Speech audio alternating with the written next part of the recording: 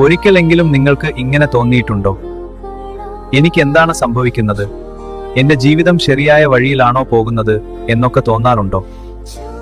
പക്ഷേ ഇന്ന് ഈ വീഡിയോ നിങ്ങൾക്ക് ഒരു വഴി കാണിച്ചു തരും. വഴി തെറ്റിയവനാണ് ശരിയായ വഴി കണ്ടെത്തുന്നത്. കാരണം അവൻ പുതിയ വഴികൾ തിരയുന്നു.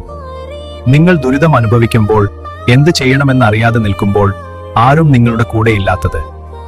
ഇതെല്ലാം നമ്മുടെ ജീവിതത്തിലെ ഏറ്റവും വേരുള്ള അവസ്ഥയാണ്. പക്ഷേ ഒന്നോർക്കുക, ആരുമില്ലാത്ത സമയത്ത് നിങ്ങൾ നിങ്ങളെ തന്നെ കണ്ടെത്തും. ഒറ്റപ്പെട്ടു പോകുന്നത് ഒരു ശാപമല്ല, സ്വയം മനസ്സിലാക്കാനുള്ള ഒരു അവസരമാണ്. ഒറ്റയ്ക്കുള്ള സമയങ്ങളിൽ നിങ്ങൾ നിങ്ങളുടെ മനസ്സിലെ വേദന മനസ്സിലാക്കും. നിങ്ങൾക്ക് നിങ്ങളുടെ മറക്കരുത്ത് കണ്ടെത്താൻ കഴിയും. നമുക്ക് കൂടുതൽ ശക്തി ആർജിക്കാനുള്ള അവസരമായി കാണുക. നിങ്ങളുടെ ഉള്ളിൽ ഈശോ പറയുന്നത് ശ്രവിക്കൂ. പരാജയപ്പെട്ടാലും വീണ്ടും ശ്രമിക്കൂ. ഈശോയോട് നിന്റെ വേദനകൾ തുറന്ന് പറയുവിൻ. അവിടുന്ന് നിനക്ക് പരിഹാരം കാണിച്ചു തരും. ഒരിക്കൽ ഒരു ബാലൻ പലതവണ പരാജയപ്പെട്ടു. ആരും അവനെ വിശ്വസിച്ചില്ല. എല്ലാവരും അവനെ പുച്ഛിച്ചു. പക്ഷേ അവൻ പറഞ്ഞു, ഞാൻ എന്റെ ലക്ഷ്യത്തിൽ എത്തുന്നതുവരെ പരിശ്രമിക്കും. ഇന്ന് അവൻ വിജയിച്ചു.